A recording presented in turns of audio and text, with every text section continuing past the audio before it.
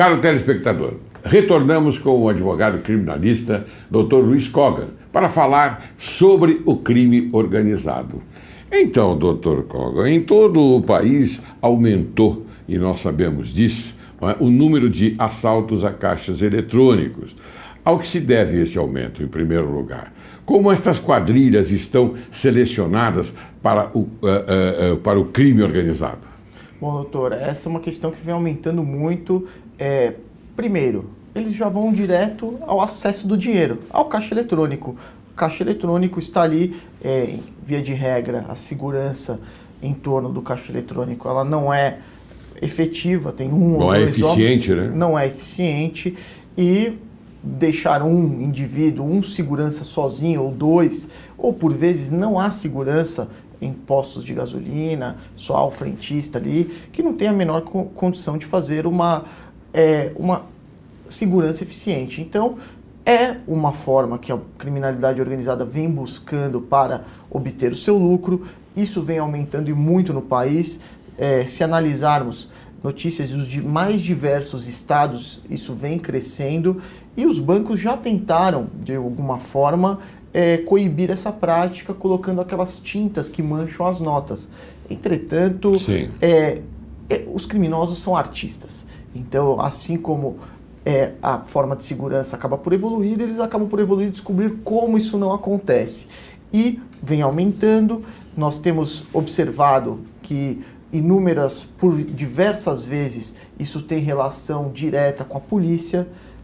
Dados que saem nos jornais nos mostram isso, que há alguma cobertura de policiais quando estes não são os autores deste crime. Então precisa sim ir atrás, fazer uma boa investigação. A Polícia Civil e a Polícia Militar precisam coibir e cortar na carne essa parcela que está aliada ao crime. A corregedoria, nós sabemos, tanto da Polícia Civil quanto da Polícia Militar, ela corta na própria carne. E precisamos sim identificar os autores e buscar as suas responsabilizações. Mas recentemente houve um fato curioso e inédito. Parece que um dos assaltantes ligou para a polícia para não ir em determinado lugar, porque lá haveria um assalto ao caixa eletrônico. É isso? Exatamente. Nós vimos nas redes sociais, nas mídias, que um dos criminosos organizados ligou antecipadamente para comunicar para a polícia não ir ao local. É evidente, há aí uma cooptação, há uma parceria em que o policial está associado a esse criminoso organizado e, por sorte, essa notícia vazou e esses ambos serão responsabilizados. Muito bem, eu pergunto a você o seguinte, o Estado consegue combater o crime organizado? E se você entende que consegue ou não consegue, eu gostaria que você exaltasse aqui quais as medidas que tornam eficiente esta condução do Estado. Bom, na minha opinião, o Estado consegue sim combater o crime organizado, vem buscando implementar, capacitar os agentes para uma melhor e eficiente combate a essa modalidade criminosa. Claro, não é uma tarefa fácil. Sim. É um dos maiores desafios das seguranças públicas dos estados. Mas nós temos o quê? Nós temos diversas medidas, diversos instrumentos, meios de prova que vêm para aliar a esse combate eficiente.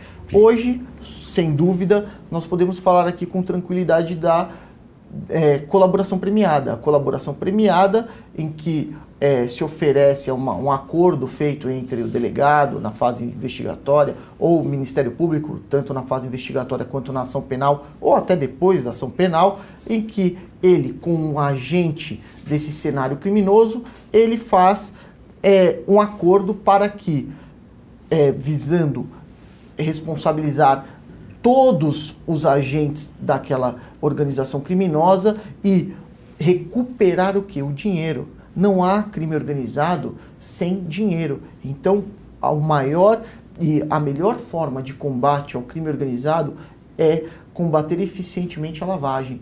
Você combate a lavagem repatria o dinheiro, traz de volta o dinheiro aos cofres públicos, o crime organizado ele fica sem os seus tentáculos. O seu tentáculo mais eficiente, ele fica rompido, ele fica manco. Mesmo com a delação premiada, o Estado consegue repatriar todo o volume que foi desviado? Isso é uma coisa que a gente deve pensar. Aliás, o Direito e Justiça em Foco fez uma trilogia sobre a corrupção com um jornalista, um desembargador, meu colega, e também com um advogado. E nós chegamos a algumas conclusões, não é? Então, eu gostaria que você, então, me desse uma opinião a respeito deste momento. Há possibilidade de repatriar todo o dinheiro que foi desviado? Bom, eu sou um grande otimista e sonhador. Eu penso que com a colaboração premiada, por ser um dos requisitos, que o dinheiro volte aos cofres públicos, que... Não só à União, também aos estados, aqueles Exatamente. que foram, não é? Exatamente. E que haja ali um pacto de verdade, de veracidade entre os agentes, entre o colaborador e o Ministério Público. Se ele não colaborar, a colaboração estará rompida. Então, me parece que é possível a repatriação de capital. Sabemos que não é uma tarefa fácil, sobretudo quando falamos de bilhões de reais, em que um agente, dois agentes, somente tem conhecimento do trajeto do dinheiro.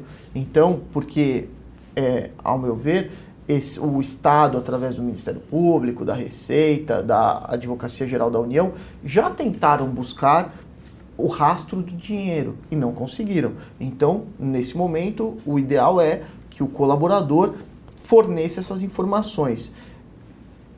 O colaborador fornecendo, me parece que é possível essa repatriação do dinheiro, e até porque ele já viu em casos semelhantes que a pena é muito alta. A pena para esses tipos de delitos, elas são severas.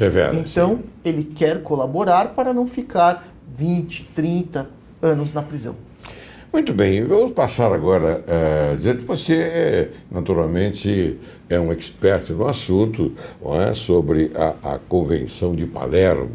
Eu gostaria que você explicasse ao telespectador como é que funciona isso. Bom, a Convenção de Palermo foi um tratado assinado pelo Brasil em que buscou-se o quê?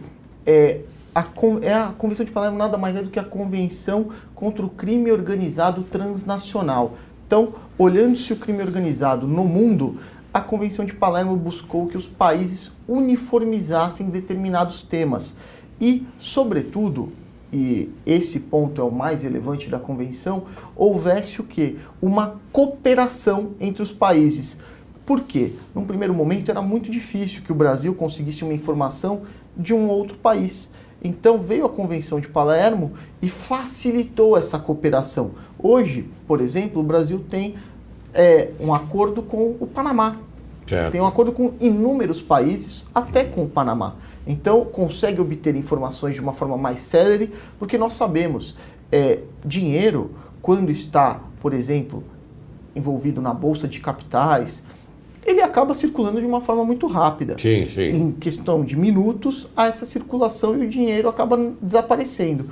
Portanto, a Convenção de Palermo, além de uniformizar determinados temas, como o próprio conceito de crime organizado, ela já trouxe lá o que seria uma infração grave, alguns meios que deveriam ser utilizados, ela veio também e trouxe essa cooperação. Então, hoje é possível, de uma forma mais célere, mais eficiente, a cooperação entre o Brasil e outros países. E tem dado certo isso? Tem dado certo. Nós observamos que há sim essa cooperação, que a convenção foi um grande avanço, porque desde 88 nós temos o quê? O crime organizado, ele não está expresso na nossa Constituição Federal, ele está implícito, e muitos dizem que ele é um mandado de criminalização implícito. Ou seja, o que é um mandado de criminalização? Uma ordem que o Constituinte de 88 deu ao Constituinte infraconstitucional para que tome cuidado e criminalize essa conduta. Por Sim. quê? Porque ela ofende a base do Estado democrático. Claro. Então, desde 88 nós já temos essa previsão, temos a previsão de combate ao terrorismo, ao tráfico de drogas, e até então, até 2013, nós não tínhamos uma previsão legal. O embrião dessa previsão legal foi a Convenção de Palermo. Muito bem. E como a legislação trata, então, essa questão? Bom, hoje a Convenção de Palermo, que representou um grande avanço, ela integra o nosso ordenamento jurídico, e a legislação, através da 12.850, finalmente trouxe o conceito de crime organizado, que é aquele crime praticado por 4 ou mais pessoas, mesmo que de forma informal, deve haver uma divisão de tarefas de forma ordenada, e para o cometimento de delitos cuja pena seja superior a 4 anos ou de caráter transnacional. Então, a pena máxima superior a 4 anos se aplica, mas não só ela. Quando há o caráter transnacional e 4 ou mais pessoas estão envolvidas nesse delito, trata-se de crime organizado. É diferente do artigo 288, não é? Exatamente. Bando ou quadrilha, né? A quadrilha ou bando acabou sendo substituída agora pela organização criminosa. Pela organização, que é mais eficiente, então, Sim. porque já estabelece quatro agentes. Mais. Ou mais. Exatamente. Porque a norma processual falava mais de 3 pessoas. Não 3 ou mais de 3 pessoas, que induziria ao entendimento de 4. Aqui já está estabelecido 4 agentes. Perfeito. Isto é excelente, me parece que é um progresso processual. Exatamente. Até essa é uma diferença da Convenção de Palermo para a lei brasileira, 12.850. A Convenção de Palermo previa 3 ou mais. E na nossa lei hoje, entende-se que é mais razoável 4 ou mais agentes. Muito bem, nós já conversamos aqui a respeito da infiltração de agentes, da delação premiada, mas eu gostaria de insistir neste ponto, porque eu acho importantíssimo. Eu acho que as instituições constituídas, as autoridades constituídas, elas devem agir sem, naturalmente, o incômodo de ter dentro dela um agente infiltrado, por exemplo, do PCC. Isso pode acontecer. Um agente infiltrado do PT para levar, naturalmente, as estratégias concebidas, não é, para o combate em benefício deles. Então eu gostaria que você, então, por gentileza, falasse mais um pouquinho a respeito dessas infiltrações de agentes nas instituições já programadas, né? Bom, nós temos 2 formas de infiltração. A infiltração criminosa, que seria a infiltração de um agente criminoso dentro de uma instituição do Estado, essa tem que ser combatida. Sim. Não é possível, isso é um absurdo, e há formas de combate. Conseguimos, por exemplo, através da evolução patrimonial. Através da evolução patrimonial dessa pessoa que recebe um salário público, um subsídio mensal, dá para ter uma ideia se ela exerce alguma função ilícita paralela. A infiltração de agentes prevista na 12.850 é um dos instrumentos, meios de prova contra as organizações criminosas, ou seja, um agente que é autorizada Estado, pelo juiz. Pelo judiciário. Exatamente. Claro. Um agente policial, ele, autorizado previamente pelo juiz, ele vai integrar uma organização criminosa para fornecer elementos para que, no momento, tenhamos uma prisão do quê? Não só do peixe pequeno, mas dos líderes das organizações. Claro. Então, ele fica infiltrado 6 meses, 1 ano e passa as informações para as autoridades. É um dos meios de prova, é um meio de prova muito polêmico, porque sabemos, o agente infiltrado que vai integrar uma organização criminosa, em dado momento, será questionado se se ele é capaz de matar uma pessoa. Está ali tendo o tribunal do crime. O PCC está fazendo o tribunal do crime. E o novato chega... As tais audiências, né? As audiências com contraditório e ampla defesa, e chega o novato e ele é dado uma arma e fala, execute. E o pior, caro doutor Kogan, e é preciso informar o telespectador, que a sentença sempre é de morte, né? A sentença é capital. Capital. A sentença não estabelecendo prevista... a pena de morte no Brasil. Exatamente. Então é uma questão muito delicada. Qual seria um limite desse agente infiltrado? Nós ainda não temos isso no Brasil. Se ele tem de fato uma carta branca para agir, por exemplo, nesse caso, matar. Porque não existe a possibilidade do agente infiltrado, no momento em que lhe é imposta essa atuação, ele fala, olha, nesse momento eu preciso sair, eu preciso dar uma volta. Não pode. Ele está ali no meio dos criminosos, obtendo as informações. Como fica essa situação? Isso não tem uma resposta, por isso é um instituto que é visto com grandes ressalvas, tanto pelos juízes como pelos promotores, porque eles ficam preocupados com essa, qual seria esse limite na atuação do agente infiltrado. Muito bem. E agora, continuando com a delação premiada, eu tenho aqui uma pergunta para você, doutor. Muitos juristas têm restrições à delação premiada. Confiar na palavra de um criminoso não é arriscado? Bom, é uma questão delicada. Muitos se posicionam contra a delação premiada. Ao meu ver, entendo que é uma evolução, que é um ponto, eu vejo com muito bons olhos a colaboração premiada, sobretudo porque se o colaborador mentir, se ele não der todos os elementos fixados como requisitos da colaboração, essa não terá efeito. Então, é interesse dele, o maior interessado é o colaborador.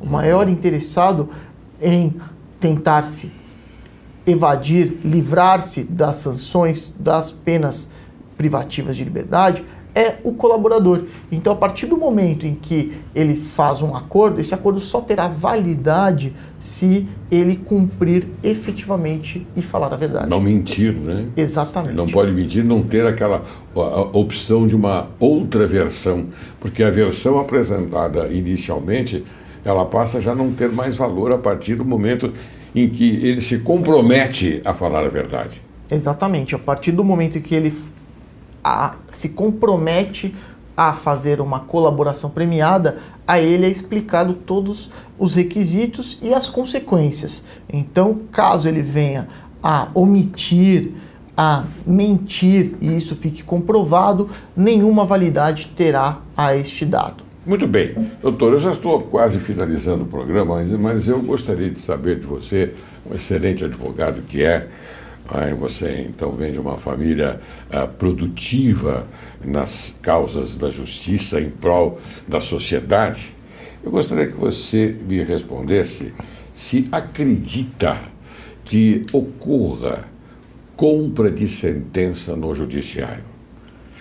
Isso é uma questão também delicada. Delicada, mas eu sou obrigado a perguntar. Perfeito. Porque eu sou do judiciário e já vou até adiantar a você. Eu não acredito, porque nós temos uma composição de magistrados excelentes no nosso Tribunal de Justiça, pelo menos aquele que eu conheço mais, que é do Estado de São Paulo. Então eu coloco a minha mão no fogo por eles, porque eu sei que são todos íntegros. Mas eu sou obrigado a perguntar ao advogado. Bom, eu Luiz Kogan, eu desconheço compra de sentenças.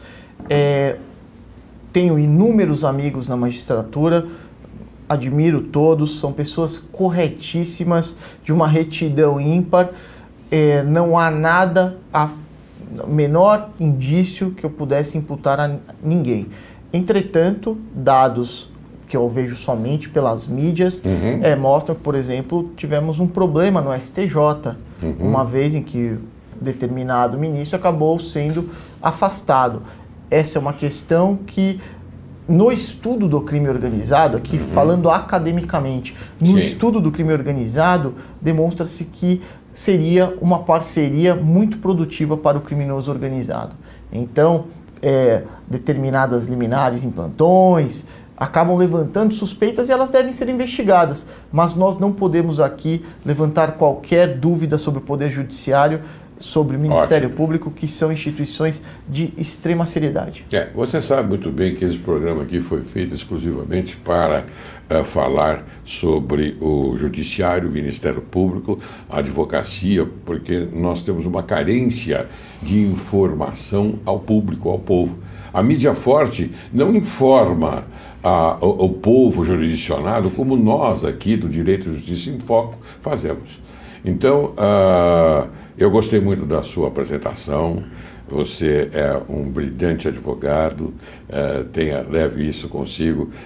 É a minha opinião.